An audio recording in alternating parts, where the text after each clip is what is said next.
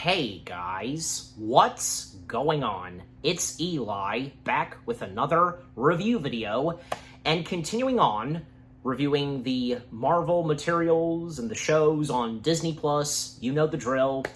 So that's right, now, finally have come up to Season 2 of Marvel Studios' What If? Yes, so again, finally, at long last, made my way to Season 2 of What If, and, well, first, a recap on Season 1. Well, obviously, and since I, of course, had reviewed Season 1, I enjoyed Season 1.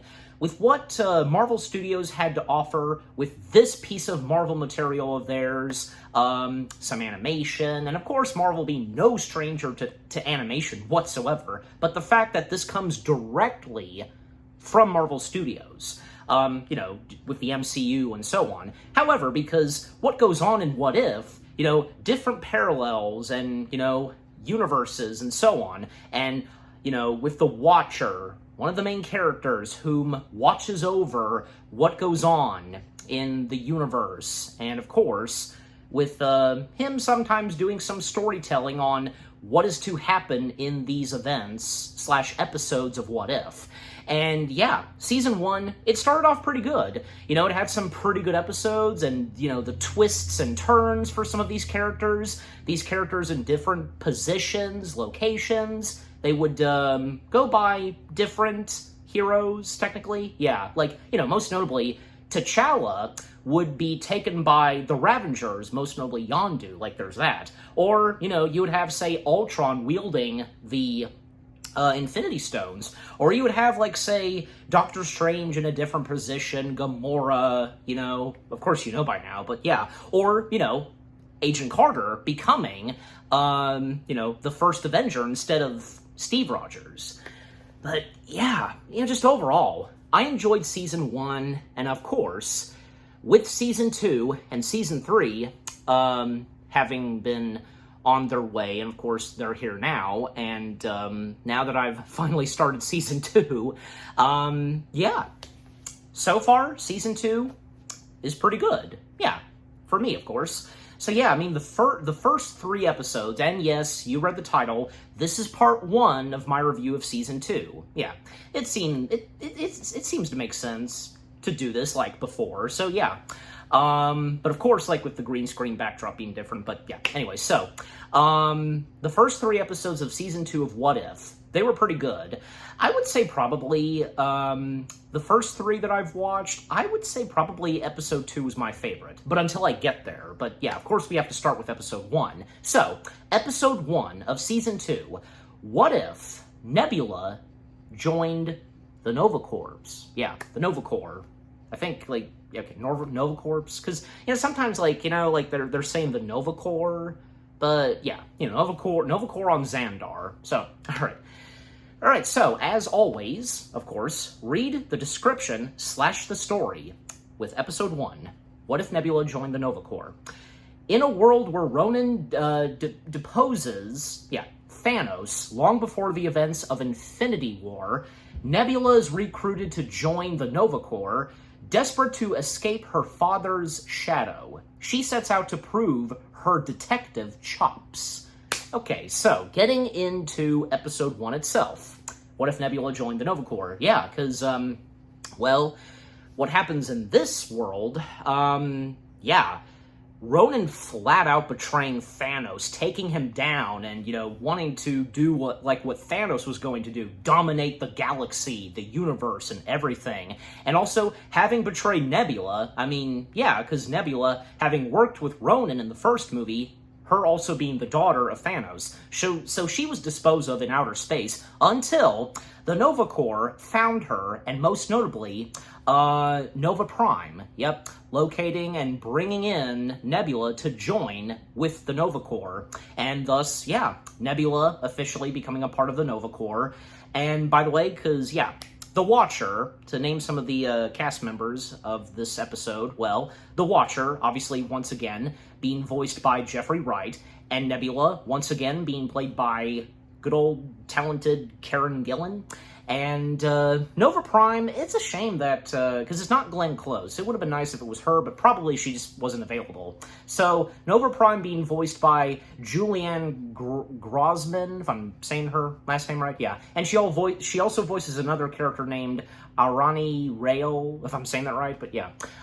So, as I said, Nebula becoming a part of the Nova Corps.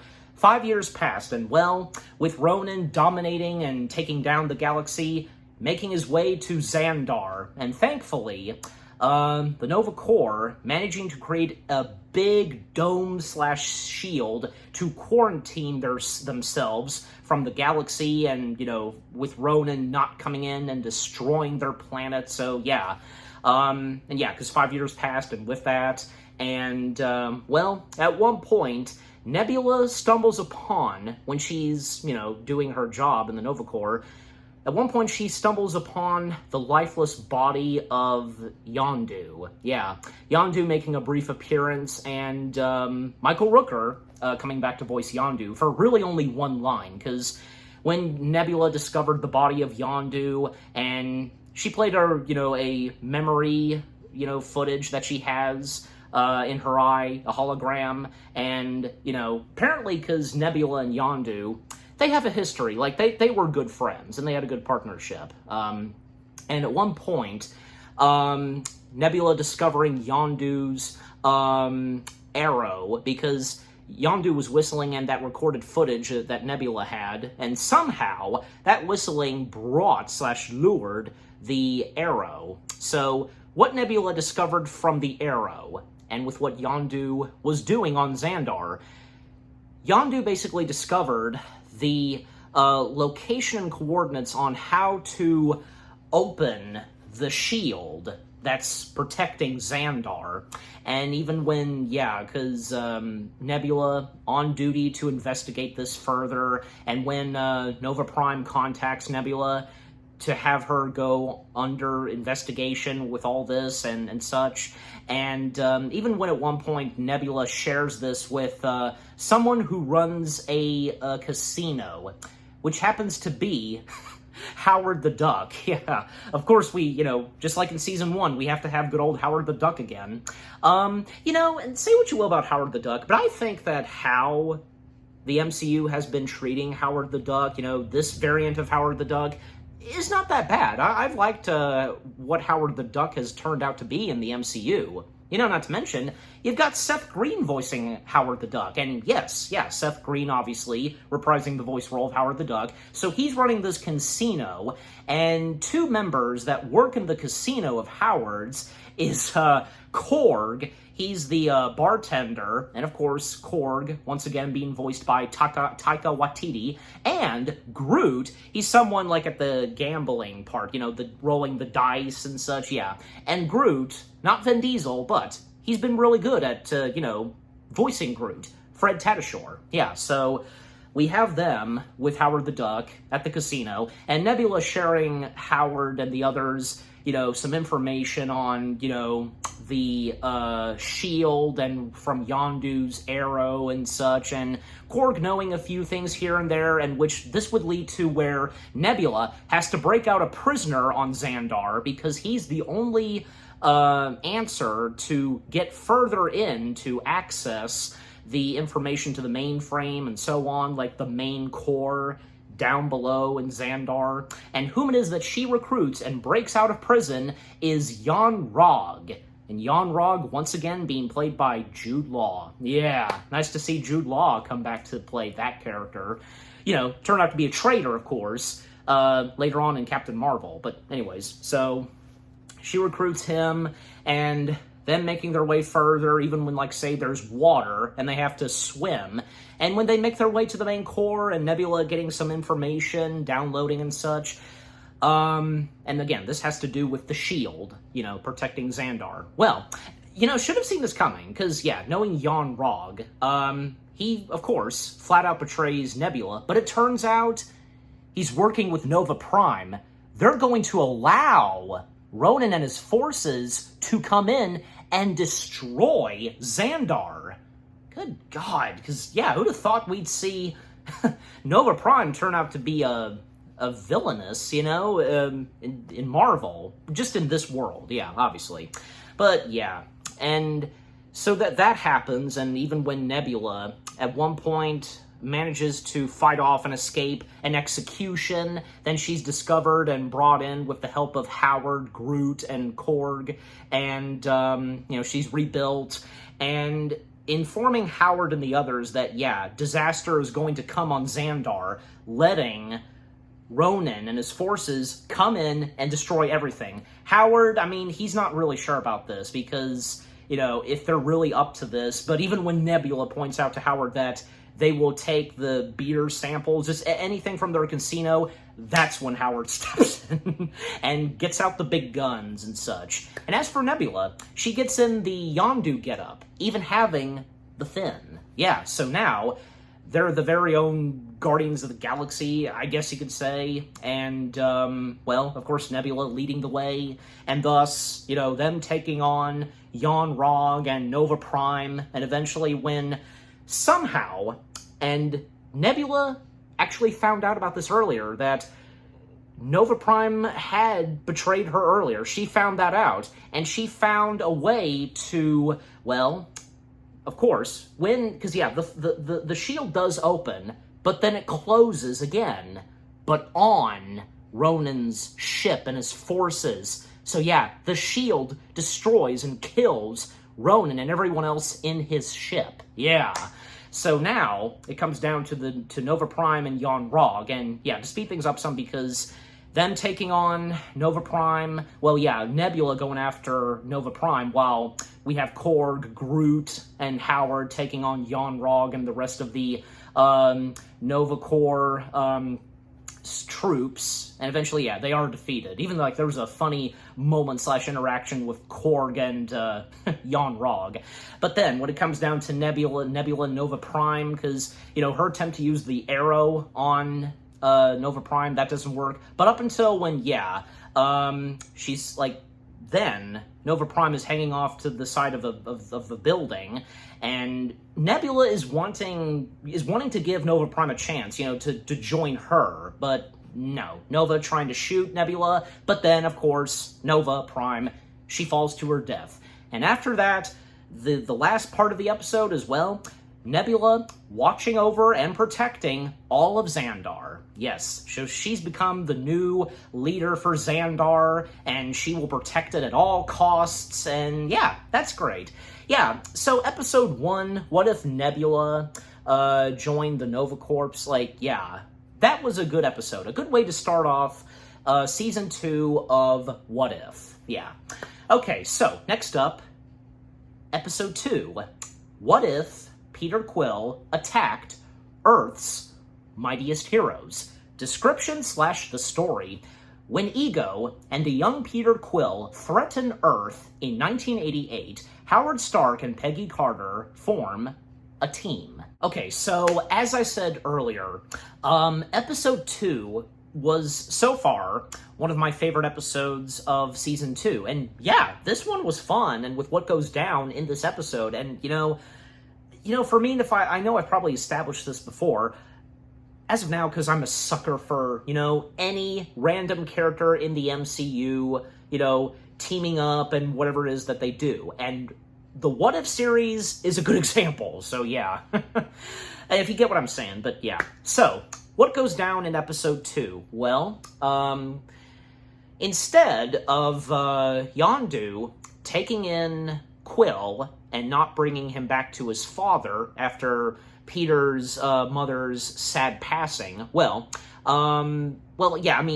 instead of that happening, where he doesn't take him back to Ego, he actually does. Yondu does take back Quill to his father, Ego. And Ego should have known, because, of course, Ego, once again being played by good old Kurt Russell. And I think it's obvious. Had Yondu actually taken Peter back to Ego, then, more than likely, that's pretty much exactly what would have happened, and with what this episode establishes, But this Yondu apparently is dumbfounded and, wasn't thinking clearly, not keeping him to himself because, yeah, Yondu had reasons and, obviously Yondu knowing Ego. But, yeah, so with Yondu actually bringing Peter back to Ego, well, 6 months passed, and by that time, during those 6 months, Ego had trained Peter to conquer worlds, destroy them, and so on. So, when Peter makes his way to Earth, that same year, 1988, well, those at S.H.I.E.L.D. Realize what's happened when a ship crashes right down in New York, and that same location where, yeah, the Avengers got together, that iconic, Panavision, 360 shot, you know what I'm saying? Like, yeah. Well, those at S.H.I.E.L.D., obviously, and in 1988, we have Howard Stark, once again being played by John Slattery, I think I might be saying his last name right, yeah. And Peggy Carter, obviously, once again being played by good old Hayley Atwell. Them realizing on what's happening, and yeah, they get a communication and, notification that what's land on Earth, and it's not a good sign. So at one point, they try to, bring in Dr. Hank Pym, because, yeah, as we know, Hank Pym left S.H.I.E.L.D. due to disagreements and with his work and so on, and as it's established in the first Ant-Man film. And Dr. Hank Pym / Ant-Man, the first Ant-Man before Scott, once again being played by good old Michael Douglas. We see him and his daughter, young Hope Van Dyke, and young Hope Van Dyke being voiced by Madeline McGraw. I think, yeah, I did pronounce the last name right. And, well, everything seems to be going pretty good for them. I mean, despite the fact that, yes, this is obviously after the loss of, Janet. But unbeknownst to them, she did survive, yeah. Hank and his daughter, they seem to be getting along pretty well, but yeah.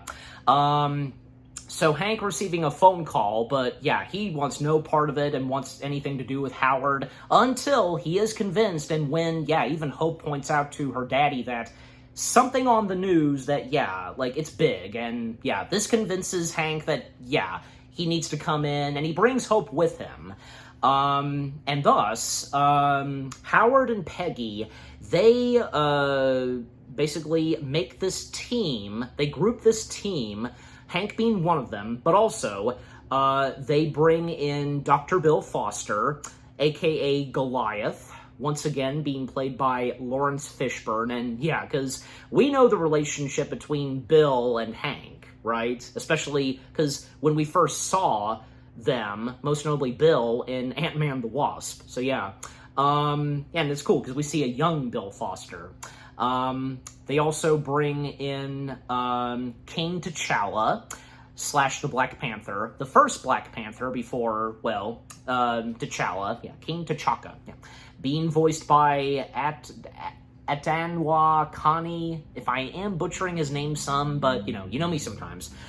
He's brought in, and let me point this out. I actually didn't expect whom this team was going to be, and yeah, but that was cool.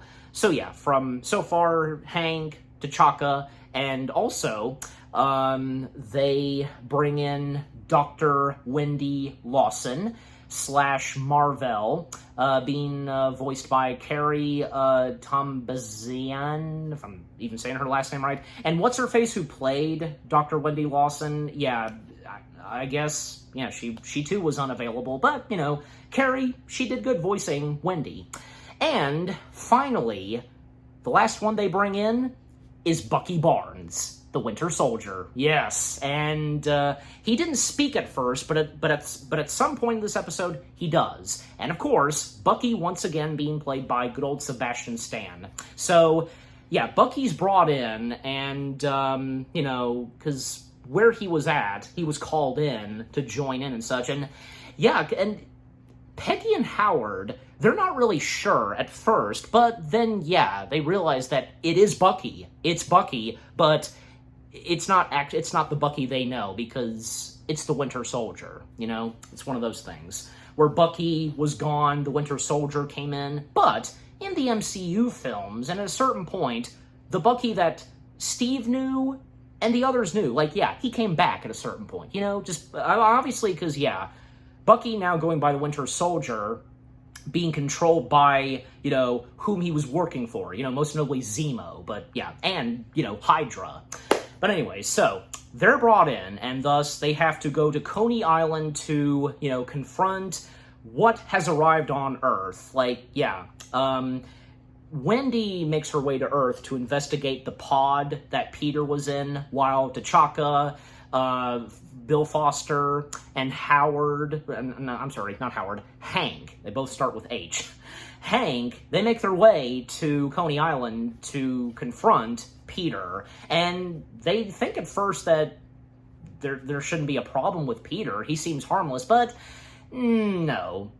Because what they find out and what they get themselves into, yeah, and Peter being very powerful, because Peter having a great time at this carnival on Coney Island, you know, taking a stuffed animal prize and getting cotton candy, and Hank, Bucky, and yeah, Bucky's there too, Bill Foster going by Goliath, and T'Chaka, the Black Panther, them trying to take on Peter, and, you know, and even one of them telling them that the manipulation getting to him and so on, but yeah, they're not doing so good trying to take on Peter. And even when, yeah, like, seeing them in action from Ant-Man, Goliath, it was really cool. Not to mention that, well, hence Bill Foster's hero name, Goliath, because him growing big, yeah, having that technology to make him big. So yeah, and of course for Hank, he's got the Ant-Man suit, you know, shrinking, and he also has his ant army, because, like, the ants, they were all over the cotton candy. Wouldn't eat that afterwards. But yeah, and even when Wendy, her trying to get access to the pod, manages to succeed, but yeah, and even when, yeah, at a certain point, they're having no luck trying to take on Peter, they try to abort mission, but Peter has, you know, control and has a hold of their craft, you know, with his powers, but another hero steps in, which being Thor. Yes, Thor steps in, and of course, Thor, once again being played by Chris Hemsworth, and he's trying to bring in Peter, and is well aware of what's happening, and because of Ego. Yeah, and, well, I mean, they eventually find out later, because, yeah, that Peter's not really the one they're supposed to go after, so yeah, but until I get there in a moment. So, Thor, now, technically, joining with the Avengers, because, yeah, the Avengers of 1988, best way to put it, and Thor explaining on what's happening and with Peter Quill and this seed, yeah, because we get the seed, you know, these plants that all throughout the planets Ego was placing, and when the time came, yeah, they would erupt and chaos unleashed. So yeah, managing to have a seed in a case, you know, in a container, sorry, and they have Peter in custody. But it's not until, say, when Hope is roaming around the bowels of S.H.I.E.L.D., listening to some 80s music with that same device that, you know, we see Peter have, and her encounter with Peter, and she can see that Peter is not a bad kid. And even when Peter mentions to Hope that all he's trying to do is to get home to Missouri, and Hope, she helps out Peter escape, and even giving him what, you know, the music and such. But yeah, he doesn't want to, but, you know, she wants him to have it, and, you know, even telling Peter that her mother would have wanted her to share, and so on. Yeah. So, yeah, overall, with the help of Hope, Peter escapes, and it's nice that they do listen to Hope, because Hope gives them the details that it's not Peter that they should be worried about. It's Peter's father, Ego. And yeah, with what Peter told Hope, she passes it on to those at S.H.I.E.L.D. and the Avengers, and her daddy, Hank, just, yeah. But, yeah, for Thor and even Bucky, he's on the same side of Thor's, where something should be done to Peter. But for Hank and the others, and yeah, Hope convincing her daddy to, you know, not to bring in Peter and, that, he's not the problem and such. Yeah, they'll do whatever it takes to convince Peter that, his father, Ego, is a bad person, and, and Peter's the only one that can take down his father. So, yeah. So then what happens next is that, well, Ego does make his way to Earth. He lost contact with his son Peter, and taking it upon himself that, yeah, if my son can't do this, then it's up to me. So, yeah, I'll do it. I have to do it myself. One of those things. So, yeah, Ego making his way to Earth, and then, yeah, and speed things up some because we have Thor, Goliath, the Black Panther, and even Peggy Carter joining in along with these tanks from S.H.I.E.L.D., all there to confront and take down Ego, while we have Dr. Wendy and Dr. Hank tried to go and convince and bring in Peter. Yeah. And Bucky is also supposed to be there with Thor and the others, but he's not. Instead, he's now listening to whom he's, who he's following orders with, the manipulators and so on, to, having, orders to kill Peter. And when Doctors Hank and Wendy find Peter at Missouri, well, they find him at a cemetery where, yeah, Peter's at his mommy's gravesite, yeah. And, Peter then explaining to Hank that all he wanted to do was, of course, come home to Missouri and nothing else. And even when mentioning about his father and what he's like, just, yeah. And Hank doing the best he can to convince Peter, and when eventually he succeeds, yeah, that Peter is the only way in order to take down Ego. Meanwhile, where the other Avengers are trying to take on Ego, well, yeah, it was a pretty cool battle because Ego making, like, rock versions of himself, from the ground, and, we have Thor, we have Goliath, and the Black Panther taking on Ego's forces, and with the tanks opening fire on them, but at a certain point, there's too many and they're unstoppable for them. At that point, they're losing, even when Ego built a fortress out of rock and stone, and in the shape of himself, like, golly. But eventually, yeah, like I said, when Hank managed to convince and talk things out with Peter, yes, hope is restored, and yeah, so them making their way straight to where, they have to go. But also with Bucky, because, yeah, he was going to kill Peter, but when Howard managed to intercept the communications between Bucky and, his leaders, he tries to convince Bucky not to do this. And even by the mentioning of Steve Rogers, that even Steve Rogers wouldn't want Bucky to be doing this. And when he said Steve Rogers, yeah, that woke up Bucky, and he didn't. And that's good to see. Bucky's back, everyone, in this world.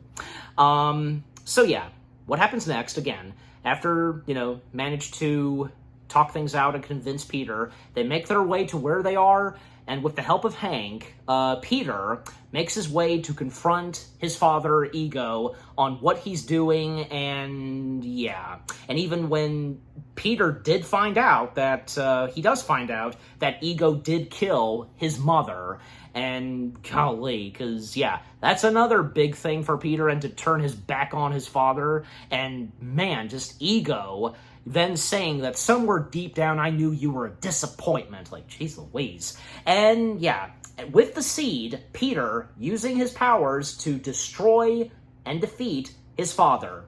And he succeeds. Ego is defeated for once and for all, and yeah, everything's good now. And the aftermath/epilogue to this episode, well, they all get together, minus Bucky Barnes, at Hank's house. They have some dinner, and, well, even Dr. Wendy brought along Goose, the cat, and giving Goose to Peter and Hope. But Peter, according to him, he's more of a dog person. So, but yeah, everything's good now, and now we have this Avengers, and even Thor now convinced to join in with these Avengers. And even though Bucky's not there, and how they establish, Bucky's out there, but he's no longer the Winter Soldier. And, surely, because, Bucky will do some good. Yeah, just him roaming around New York and whatever it is that he's going to do next. And hopefully, he'll do better this time. Yeah, so, episode 2. What if Peter Quill attacked Earth's mightiest heroes, the first batch of Avengers in 1988?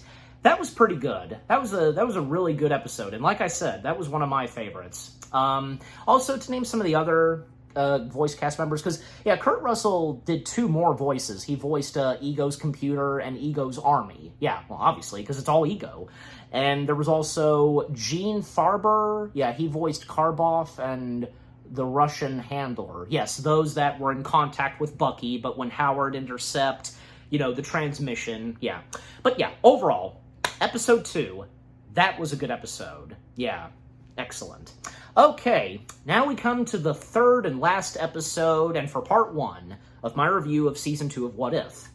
Episode 3, What If Happy Hogan Saved Christmas? So, in this episode, it's Christmas-themed, and, well, obviously, as of now, Marvel be no stranger to Christmas. I mean, look, because we've had, say, Hawkeye and the Guardians of the Galaxy holiday special, and now we have this, but, Alright, so, description / the story. Avengers Tower is under attack during the holiday party, and it's up to Happy Hogan to stop it. Okay, here we go. So, what goes down in episode 3? Well, again, as I said, this being Christmassy and, well, taking place on Christmas Eve at the Avengers Tower in New York, Happy Hogan, obviously, once again, being played by good old Jon Favreau, is overseeing security for an annual Christmas party at the Avengers Tower. Darcy Lewis happens to be there, and Darcy Lewis, being quite a handful, especially towards Happy, and at one point, Happy tries to get Darcy out of the way, to be out of sight for a while, telling her to get some new cherries, even though there's already a full jar of cherries, and even Darcy realizing this. And Darcy, once again, being played by the talented Kate Dennings. Yep, Kat Dennings, sorry. She does go. However, it's a good thing she managed to leave before, not being caught at first. She does later on, but, because disaster is about to strike on the Avengers Tower. And I gotta tell you, is it just me, or was I getting a little bit of Die Hard vibes? Because is it not obvious?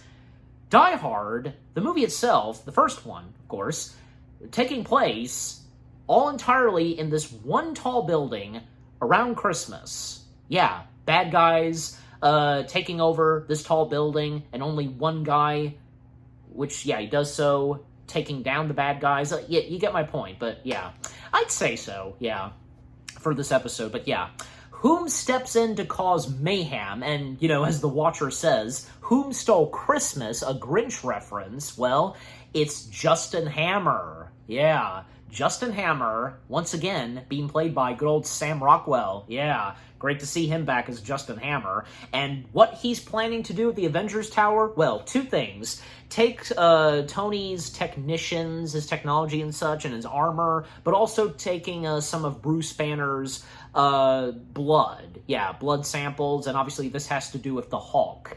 The situation that Happy's in, not to mention that Maria Hill, who now is a director in this episode, in this world,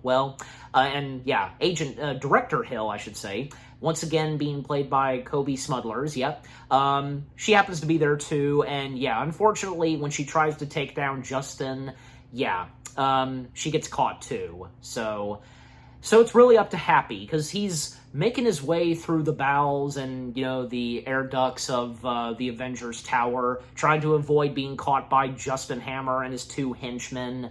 And, 2 of his henchmen, I'm pretty sure, because to go ahead and name them, because, there's Rusty and Werner. Yeah, Rusty being voiced by Matthew Watterson and Werner being played by Ross Marquand. I think, yeah, I'm saying that right. And there was also Sergey being played by Isaac Robinson Smith. I believe, yeah, that's the computer voice because, yeah, when eventually Happy gets in contact with Darcy to inform her on what's happening back in the Avengers Tower.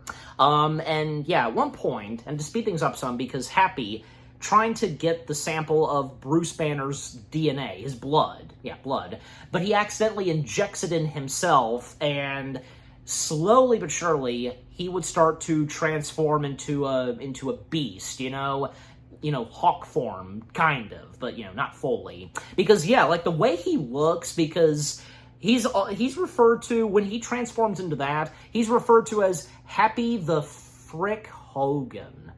Okay. And Jon Favreau, man, because he was really good in this episode, and when, yeah, Happy transformed into that, being referred to as the Happy the Freak Hogan? Yeah, the Freak Hogan. Yeah, sorry. Yeah. And yeah, I mean, he manages to still keep his personality, yeah. Unlike, because with Bruce Banner not able to keep his personality when turning into the Hawk, but at some point he did in Avengers Endgame, that whole thing. But anyways, so yeah, again, Justin managing to take over the Avengers Tower, even managing to get access to some of the Iron Man suits, now they're under his control.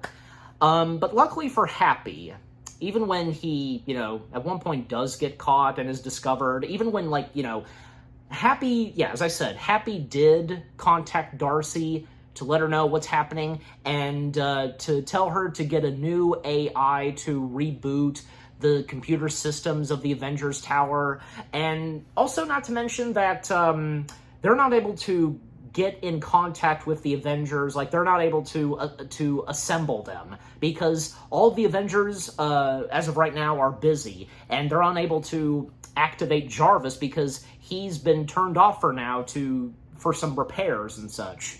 And yeah, a moment where Happy, when he's trying to hide from Justin's henchmen, he tries to call up the Avengers, but again, they're too busy because each of them doing separate things, and because of Christmas, like Natasha, aka the Black Widow, and yeah, Natasha being voiced by Lake Bell, not Scarlett Johansson, obviously, because she wasn't available. Natasha is dealing with an agent of Hydra at this Christmas show, and they're backstage up top, and yeah, Tony and Steve. Tony being voiced by Mick Wingert, and Steve being voiced by Josh Keaton. They're busy at this mall where Tony is playing the part of Santa Claus, and I think, yeah, Steve is playing the part of an elf, but the moms are going after Steve, just nudging around him, just like, poor Steve.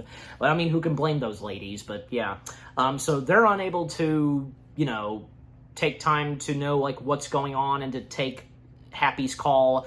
And as for, say, Clint / the Hawkeye and Bruce Banner, and Clint being because the only two that come back to reprise their roles are Mark Ruffalo and Jeremy Renner. Well, hey, at least we got them. But also another one who did come back to play another member of the Avengers. I will mention him when I finish up this episode, because he literally appears at the very end of this episode. But yeah, so Mark Ruffalo and Jeremy Renner, once again playing Bruce and Clint, they're busy at this store where, Bruce is trying to convince Clint to give up this one toy to these kids, but Clint was going to get this toy for one of his kids. So yeah, so they don't have the time to take Happy's call. And yeah, Happy's still turning into the monster, and when he got that injected in him, just, yeah. And eventually, when he turns full-time into a monster, but still managing to keep his personality, yeah. And yeah, Darcy trying her best to, get to put in the new AI to reboot the computer systems, but unfortunately, she does get caught by Justin's henchmen. Now she's brought in, and now she's right next to Director Hill, them being held hostage, but eventually, Happy, who now has transformed into the Freak Hogan, managing to take down the Iron Man suits, that are under Justin's command easily, and when he makes his way up top, and yeah, an obvious reference to Die Hard where one of the Iron Man soldiers, has a piece of paper, let it snow. Yeah, let it snow. And yeah, sure enough, Happy finding his way and trying to take on Justin. And it's a good thing that Hill and Darcy quickly realize that, yeah, it is Happy who has transformed into this. So a fight between Happy and Justin, Justin's two henchmen, they flee. They want no part of this because, yeah, they don't even stand a chance towards Happy with how he is, with what he's now become. But Justin bringing in the Hulkbuster. Yeah, we see the Hulkbuster in action, but this time under evil hands, under the hands of evil. So Justin having the Hulkbuster suit, a fight between Justin in the Hulkbuster suit and Happy now as the Freak Hogan. So yeah, the fight between them, pretty good, and yeah, because the animation, of course, didn't mention this, that the animation for Season 2, really good, and just like in the first season, yeah. So with that happening, while Director Hill and Darcy, them trying to turn on the computer systems again, get access again, full control, and to try to summon the Avengers, and yeah, they're doing their best, but yeah, then at one point, Happy is it's not looking too good for Happy, because at one point he's kind of losing to Justin, but when Happy gets back up on his feet, and yeah, he really goes into rage, smacking the crap out of Justin and damaging the Hulkbuster suit up until the Avengers themselves finally come in. And actually, because at the start of this episode, we see that, and yeah, because we see the Avengers in action, and yeah, let's go back and where it began, that whole thing. And the Avengers, they mistakenly think Happy is an enemy. Steve was thinking that it is Happy, but Tony and the others, they weren't really sure until Happy informs them that it's him. And yeah, Natasha realizing it's Happy, and when Darcy telling them that this is Happy. And when, yeah, they spot Justin, who is still in the Hulkbuster suit, Tony easily taking down and taking care of Justin that easy. Because, yeah, getting access to his technology and even causing Justin to almost fall to his death, being thrown out of the window. Luckily, Happy managed to, catch and save Justin. And even though Justin's the bad guy, it was still the right thing, and especially, since it's Christmas, goodwill toward men, even bad ones, and how Happy puts at it. Yeah, that's a good point, and yeah. So yeah, Justin, he's been defeated, everything's back to normal for the Avengers Tower, and despite the fact that, yeah, there's been a lot of damage on the Avengers Tower, they'll still continue the Christmas party, and Happy feeling guilty with what's happened to the tower and, how much the damage will cost, but, Tony assuring him that he's the best insurance that he has, Happy, to handle all the problems/situations, yeah. And Tony giving some Happy compliment, and yeah, they praise for what Happy has done on Christmas Eve, saving the day, being a hero, technically. So yeah, them proceeding on with the Christmas party, and Thor shows up, but he was late to the party. Well, most notably, the battle, what was happening at the Avengers Tower. But hey, it all turned out great. So yeah, Thor being late to the party, and yeah, Thor, once again, Chris Hemsworth, it's so funny. Oh, I'm late to the party. What he says. And yeah, that was a funny way to end it off. And yeah, nice from the watcher, wishing us all a Merry Christmas. And yeah. Yeah, episode 3. What if Happy Hogan saved Christmas? That was a good episode, yeah. It's great to see that for the What If series, it did something Christmassy. And with what this Christmassy MCU material had to offer, with its story and, yeah, Happy being one of the main characters, he would become the main hero, just, yeah, excellent. So yeah, so far, Season 2 of Marvel's What If is really good. Yeah, I've enjoyed the first 3 episodes, and I can't wait to watch and review the next 3 episodes when I do part 2. Yes. So yeah, again, Episode 1, What If Nebula Joined the Nova Corps? Episode 2, What If Peter Quill Attacked Earth's Mightiest Heroes? And Episode 3, What If Happy Hogan Saved Christmas? They were good episodes, them being the first 3 episodes of Season 2, off to a really good start. Yeah. So, what about you guys? What did you think of the first 3 episodes of Season 2 of Marvel's What If? Which ones were your favorites so far? And, did you get a kick out of what they had to offer this time in Season 2 so far? And for those of you that have watched the entirety of Season 2, yeah, what did you think of Season 2? And I know I'll more than likely ask that when it comes to Part 2, but yeah. And what were some of your favorite moments? And what was going on in the first 3 episodes? With the twists and turns, and what was going on with each of these characters? Just, yeah, overall, what did you think of the first 3 episodes of Season 2 of What If? And with what I've had to say, my review, and yeah, what did you think of my review? Leave comments and give this review video a like, as always. And so, with all that being said, thank you very much for watching. I hope you guys enjoyed my review of, well, my part 1 review, I should say, of Season 2 of What If. Episode 1, What If Nebula Joined the Nova Corps? Episode 2, What If Peter Quill Attacked Earth's Mightiest Heroes? And Episode 3, What If Happy Hogan Saved Christmas? More review videos are coming your way. They're going to be awesome. Keep looking forward, and I will see you guys in the next video / review. Take care, and until my Part 2 review of Season 2 of Marvel Studios' What If, Episodes 4, 5, and 6, peace out, and Avengers, assemble.